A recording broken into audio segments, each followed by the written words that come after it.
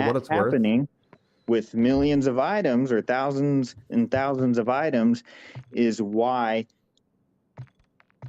we have the prices as low as we do and the quality of life that we have I because agree. of price So signals, supply and demand. I agree. I agree. So first of all, terrible example because I have very strong feelings about Charmin, and I live in Europe now where I can't get Charmin, and like they're like I am not. I don't ask a lot of this world. There are two things that I ask a lot that I demand for creature comforts. One, great toilet paper. Two, a comfortable pillow. Those are the only things I want, and I can't get one of Flips, those while I'm in Europe. you're starting to make me like you. Stop it. It's funny. Like I have IBS, right? So like Oh, Jesus. Poor like guy. Charmin is where it's at, my dude. Anyway, that ultra plush. But anyway, what you've described is commerce. Commerce isn't the same as capitalism. Markets isn't the same as capitalism. This is a piece of propaganda that has been forced on Americans for the last 100 years to convince us that anything that's not capitalism means that you can't have businesses anymore, that you can't have supply and demand, that you can't have people voting with their wallets. Like, no, that's just not what capitalism is. That existed long before capitalism, and it will exist long after capitalism. Now, why is it, and I'll go back to that point, why is it that this round of commerce has shot us up to the wealthiest country in the world, raising the standard of living of half the population of the planet? I mean, capitalism is effective at industrializing. What differentiates this area of commerce? Well, so there's two things here. One, capitalism is quite effective at raising the standard of living from pre-industrialized societies to post-industrialized societies. We know that that's true. Capitalism is an effective way of industrializing. But more than that, I think that you're just noticing that human evolution is exponential in nature. Namely, in the hunter-gatherer stages of human development, right? Like 8,000 years ago or 10,000 years ago, whatever. Humans basically stayed the same. Didn't really change, didn't develop at all. And then we developed the cities, and our standard of living shot up dramatically, very, very fast. And so would you say, well, what is it about cities that make, standard of living increase? Well, it's technology. It's just social development. And then you could say, well, cities were run by like monarchs and they had direct monarchical rule, and that was fine. And then all of a sudden, like feudalism came around, and sharecropping existed, and all of these things, and standard of living shot up. Basically, every new development dramatically increases standard of living above every other development prior, because technology develops exponentially. Society. So you posit that as technological advancement, the regular advancement of humans, basically. Okay, what I see is that throughout human history, poverty has been the norm. And it wasn't until we added the capitalist aspect onto what you want to call, what do you call it? Commerce. It wasn't until we added that little freedom aspect that we shot up into this extreme wealth we're living in. Poverty still is the norm. Poverty has changed over the millennia, right? Poverty today is not the same as it was. It's not the same as it was 200 years ago. It would be another definition game. I don't call people poor if they have a house and they're eating every day and they have a flat screen TV. Well, so what if you like don't own a house and you have a smartphone but you don't have a TV and you're living paycheck to paycheck? Is that because I think I measure it by standard of living. Well, but because so everybody's standard of living has been increasing always. Not always. It was static until the last couple hundred years. No, it wasn't static. No, life was much better in the 1700s than it was in the 1500s, or in the 1100s, for example. Life was better in the 1100s than it was in like 1000 BC. That's not what I see. I see a static poverty. I know that's not what you see because you live today. You live today, and so you can compare it with previous times. But if you were alive 500 years ago, you would look at your life 500 years ago and be like, wow, this is way better than it would have been 1,000 years prior.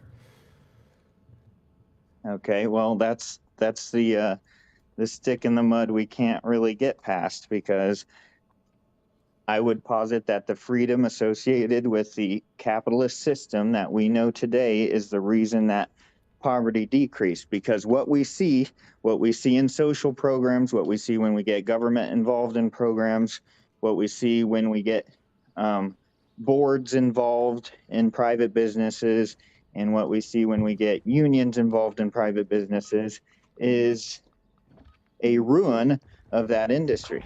Because So well, let me finish. The Sure. incentive, the person that owns the organization has all of the incentive in the world to make it work. If you bring outside forces, they no longer have incentive. Like Russia, I'm sure you've heard this generic capitalist phraseology that might make you gag. If they pretend to pay us, we pretend to work. They don't have the incentive because it's not theirs. Wait a minute. So, I don't know what brand of socialism you're talking about, but when you say like quality of living or like quality of life, do you think the United States has the highest quality of life in the world? Highest quality of living? Yeah, standard of life, or like what was the phrase you used? Quality of living, yes. Yeah, Standard Would of you say living. the United States is like the highest in the world? It's like the best. Yeah, I would. So like, what do you make Maybe of not like for long. We'll see. what do you make of like all of the polls and analysis that suggests that like the United States is like maybe in the top 20, and like compared with like Sweden regularly makes like number 1, and like Denmark is usually number 2, and like the Netherlands is right up there, right? Like, what do you make of that statement? That one I would love to break apart their methodology. I mean, because they pay their whole paycheck to taxes. No, they don't. Some of those They, like- Nordic countries, they can't even afford a car, walking to work. Hold on. So like I mean, they don't pay their whole. in Great Britain, aren't they having heating problems during this last winter? Maybe, but Now- so did the United now- States. Also, keep in mind the variances between, Western countries are going to be kind of minuscule. Well, no. So like so hold on. First, they don't pay all of their wages and taxes. The upper tax rate is like 49%, and the upper tax rate in the United States is like 42%. So, like it's not really that significant a difference. But more than that, like as someone who has lived both in the United States and in Europe, the just like comparison, like it's the fact that I don't have to worry about, like, for example,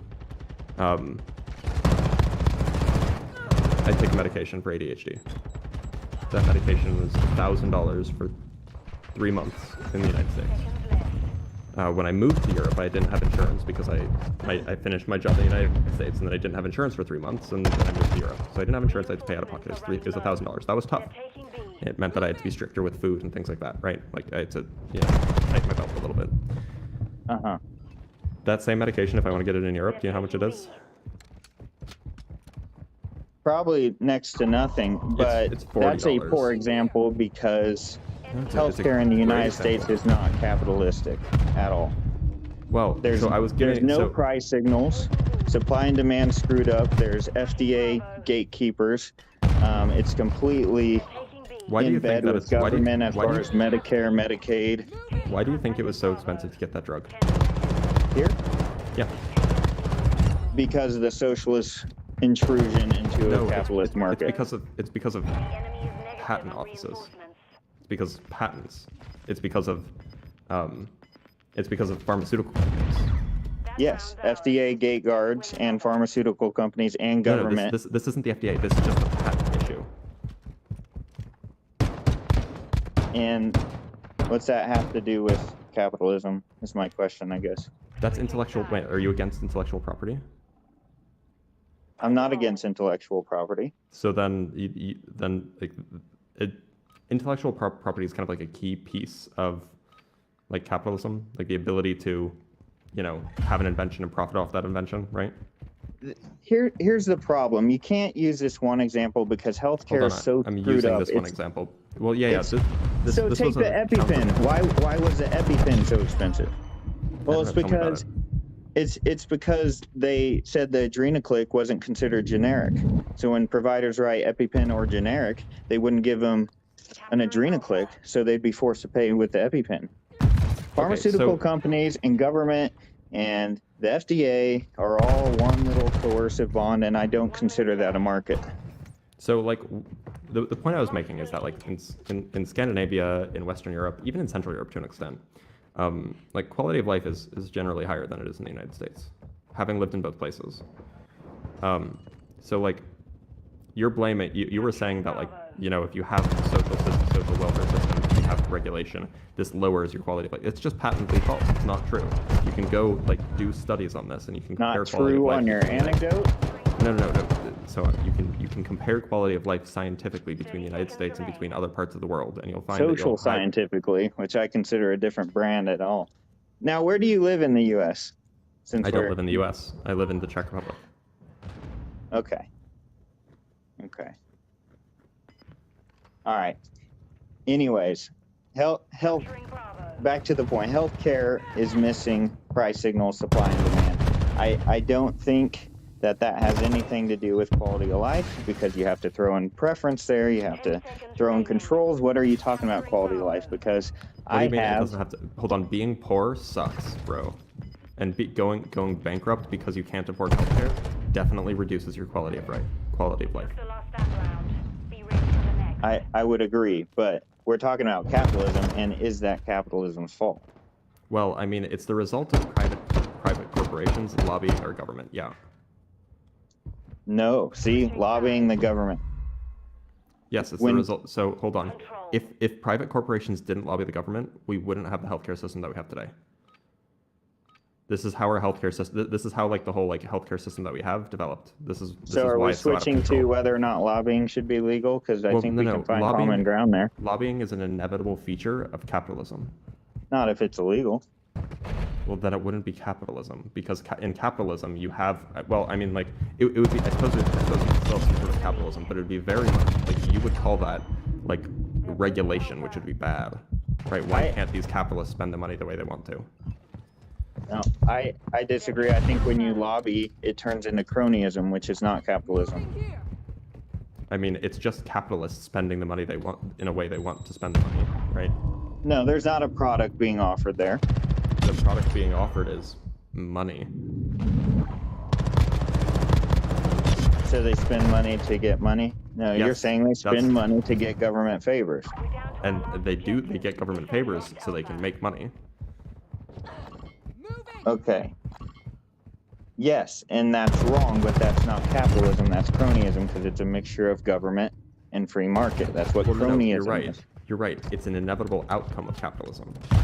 Because maybe so. I'd say that's an inevitable outcome of human nature. I mean, we're basically fighting between. So lobbying isn't like a thing that happens everywhere. It's not a problem as much as it is. Corruption is something that happens everywhere. The vehicle in which it's used can differ. Sure. So my argument is that capitalism raised the entire standard living of the world out of poverty. Yep. My argument is also in-stage capitalism just means socialist infiltration of capitalism, or government infiltration of capitalism. That's what in-stage capitalism means. Do you think that socialists are like government agents? No, I think in order to have socialism, we will have to have a government that oversees it. I know you disagree. Well, the same is true about capitalism, for what it's worth. Yeah, to a point, but different vehicles. One, we're regulating tertiary factors around capitalism, and then one in socialism, we're going from the top down. No. Government is required for any sort of capitalism. It's not just regulation. Who do you think defends property rights? Who do you think enables the owning class to actually have the owning and prevents the people who work for them from just taking the company? It should be the people. That's why it's Second Amendment. But it should be localities. But yes, the government does have a interest in that. Right. But in So socialism, it looks capitalism can't. different, right? Yeah. The government will have a different role. Some socialists are anarchists, and they don't want a state at all.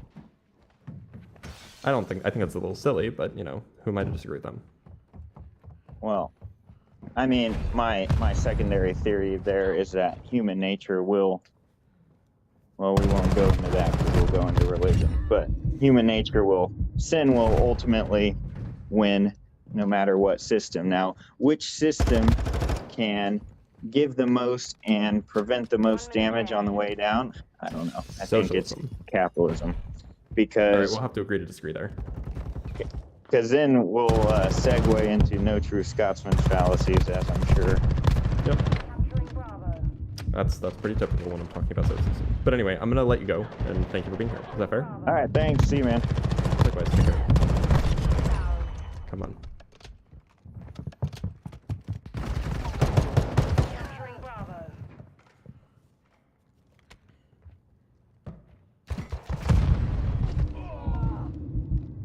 Hey, how's it going? You there? Monkey balls? Monkey balls. Alright, monkey balls is not here. Let's bring in Out of the Matrix 85. I'm going to guess. I'm going to use my powers of reasoning, powers of logic. Out of the Matrix 85. Are you 37? Yeah, it's a pretty good guess. I guess the 85 gave it away. Yeah. Alright, what are we talking about? I don't know, man. I was over here like wanted to jump in about 1,000 times with that last caller. And I only do some one of on the points he was making. Yeah, like I don't know, capitalism. You were saying that a power structure in place, and you equated that to like an employer having a power structure. The only way that would make sense is if there wasn't an avenue for recourse, and there is an avenue for recourse, right? So, like, let's say, What's the avenue? the avenue is right. So you end up in a situation as an employee with an employer. Let's say you're at the water machine, the vending machine, and you get sexually harassed. There's a recourse. Hold on. I'm not talking about sexual harassment. I'm talking about like the nature of Financially. exploitation. Yeah, Financial financially, exploitation. right?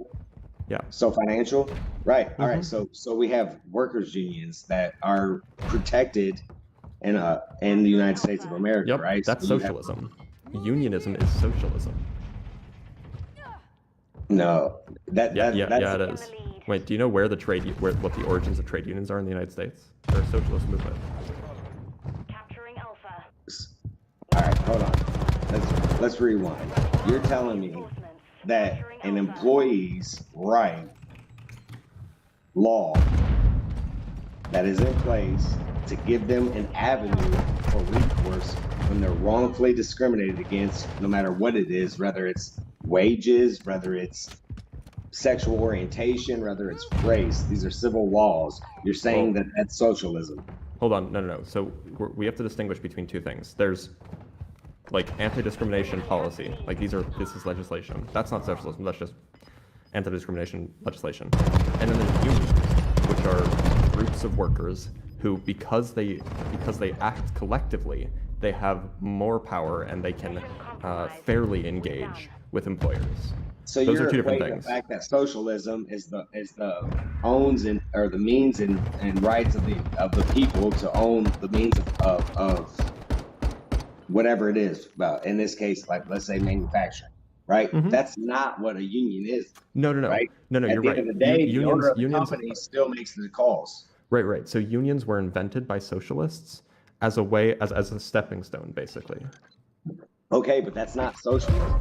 Well, I mean, Socialism. it's a way towards socialism. The stronger the unions get, the more socialist it is. Yeah, I know. You can but think of it like it's a spectrum. Yeah, but but there is no spectrum with socialism, right? Socialism Yes, there is. means that the all right, let's say in a situation for the workplace, they own and operate in the means of production, right? That's socialism, right? The people. So that would be full socialism, yes. Yes. So when you say socialism, right, you can't say that on a spectrum. There is no Wait, spectrum. no. Yes, you can, because you could have what What if you had 60% of the people on the board of every company were employees? Well, that wouldn't be full socialism because then you'd have private owners that still own part of the company, but it would be maybe 60% socialism, right? Like the point is of course it's a spectrum, just like everything else, just like how capitalism's like the left-right spectrum, the socialist capitalist spectrum is a spectrum. The only listen, this is my opinion, right? But it's based on reality. My opinion is that people like you exist because you've never grown up in pure capitalism, right? We haven't had capitalism since the New Deal here in America. We have not had pure capitalism since the New Deal, right? Because to be clear, are you defending the capitalism of the early 1900s as a good thing? A free and fair market, and I say that meaning key in on those words and their definitions, meaning that you and me, whatever I'm able to achieve by my own mind, body, and being, right? It's mine to keep. That's pure capitalism, right? But so that's hold on. Are you defending the pre-war like economic system of capitalism? I am 110% defending pure capitalism. No, can you answer the question? Is that what you're? So would you like it if we returned to the economic system that we had prior to World War II? But that was not pure capitalism. So then why did you bring up the New Deal?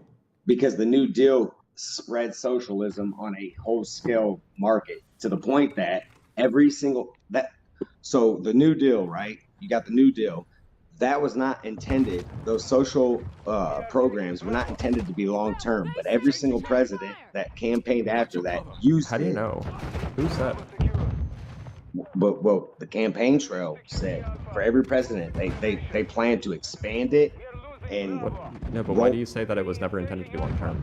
It wasn't. It was intended to get people through the Great Depression. What do you mean according to FDR? So hold on, and maybe this is just news to me. Short term. Can you the welfare system was intended to be short term to help people get through the post Great Depression. It was not intended to be a long term.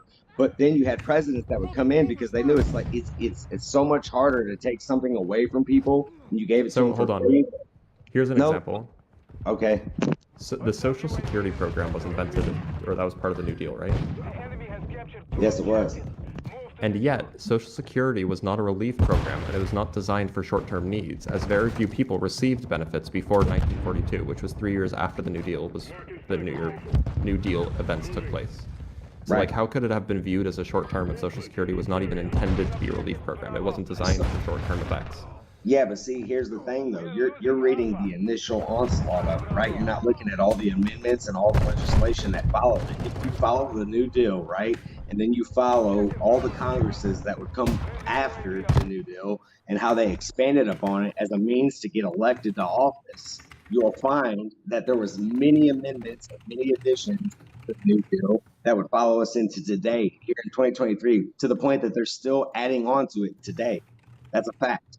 It's not. Wait. So are we retracting the claim that the New Deal was intended to be temporary? It was intended to be temporary. Can you find like FDR saying that or something? I mean, I'm not sitting in front of my laptop. I've just been out drinking all fucking night. And I'm sitting in my man cave right now talking to you on my cell phone. So fair enough. No, fair I enough. don't have it. So you know, I've read on this. I've never seen that claim before, that it was intended to be temporary. Like everything these were intended to be like long-term things, like long-term changes to better the lives of Americans for decades. No. So I don't know. No, it wasn't. Wait, you can say no, but like, hold on. How do you explain Social Security then? Social Security is going to be insolvent within the next 20 years, and people don't want to accept it. Yeah. I'm sorry. Maybe if the boomers weren't such boomers, then that wouldn't be the case. Or maybe if we didn't have an inept government who fucking robbed Social Security to pay for other endeavors, maybe. Yeah, I know. Conservatives really shouldn't be warmongering so much. Yeah, it's a bummer that George W. Bush was in office. Well, that's crazy to me that you would say that, right? And I would hardly consider Donald Trump a conservative, but we had 4 years of peace and prosperity across the globe. The longest wars in American history were started under conservatives. That's a fact. I can't disagree with that. That's a fact. That is an indisputable fact. But